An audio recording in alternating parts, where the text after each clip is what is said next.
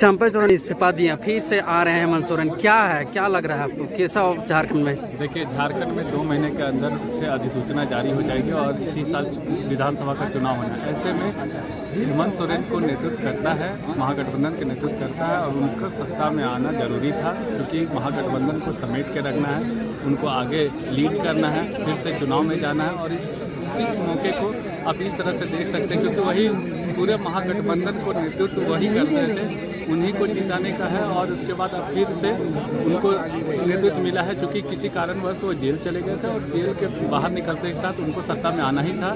बस यही थोड़ा जल्दीबाजी में जिस तरह से डिसीजन लिया गया, ऐसा लग रहा है कि जल्दीबाजी में लिया गया है, लेकिन ऐसा कुछ है नहीं। तो पूरा प्लानिंग के साथ हुआ है और इस सत्ता में आने के बाद महागठबंधन को विधानसभा चुनाव में जरूर से फायदा मिलेगा।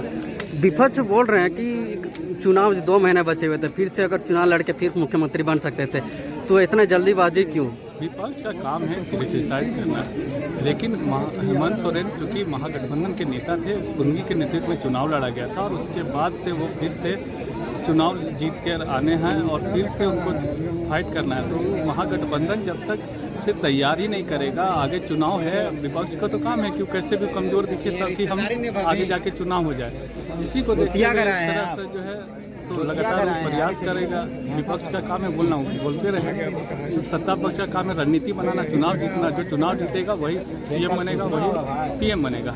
आज मोदी जी पीएम बने हैं, कल हेमंत सोरेन जी सीएम बन सकते हैं। और भी हमारे बीच उनसे बातचीत करते हैं। क्या है, फिर से सीएम पूर्व हेमंत सोरेन आ रहे हैं? क्या झारखंड के लोगों के लिए आज का दिन बड़ा हो सकता है, क्योंकि पूर्व मुख्यमंत्री हेमंत सोरेन और फिर से झारखंड के मुख्यमंत्री पद का शपथ लिया। यानी कह सकते हैं कि तीसरी बार उनका ये पद का शपथ, मुख्यमंत्री पद का शपथ ग्रहण समारोह था। आपने देखा था कि 2014 में उन्होंने पहली बार मुख्यमंत्री बना, 2019 में दूसरी बार बना और तीसरी बार आज मुख्यमंत्री पद का शपथ ले रहे हैं। ऐसे में कह सकते हैं कि जब आपने देखा था कि किस तरह से कल महागठबंधन के नेताओं की एक महत्वपूर्ण बैठक सीएम हाउस में हुआ था, उसके बाद महागठबंधन के नेताओं ने फैसला लिया था कि एक बार फिर से चंपई हेमंत सोरेन को विधायक दल का नेता चुना। और आपने देखा कि नेता चुनने के बाद अचानक राजभवन पहुंचते और मुख्यमंत्री पद का शपथ लेने के लिए उन्हें न्योता देते। तो ऐसे में कह सकते हैं कि आज का दिन जेएमएम के लिए, महागठबंधन के लिए बड़ा हो सकता है, क्योंकि उनके नेता एक बार फिर से 5 महीने जेल में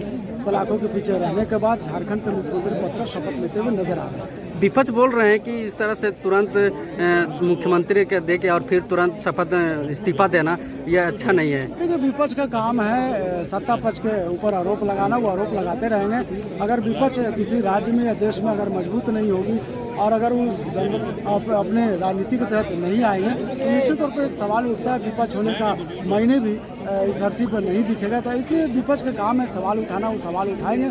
सत्ता पक्ष अपनी नीति के तहत काम करती है। आज अगर मान लीजिए कि महागठबंधन सत्ता पक्ष में शामिल है तो ये मुख्यमंत्री पद का शपथ ले रहे। कल अगर बीजेपी भी शामिल होते तो बीजेपी का अगर यही राजनीतिक स्थिति उत्पन्न होती तो बीजेपी भी यही काम करते, उनके नेता भी आज शपथ लेते। तो ये काम है, आरोप प्रत्यारोप का खेल जारी रहता है राजनीति में और इसे कोई छोटा और बड़ा नहीं देखा जा सकता। राजनीति का एक पहलू है जो आप दोनों तरफ देख सकते हैं, सत्ता पक्ष की तरफ भी। नाम बता दीजिए।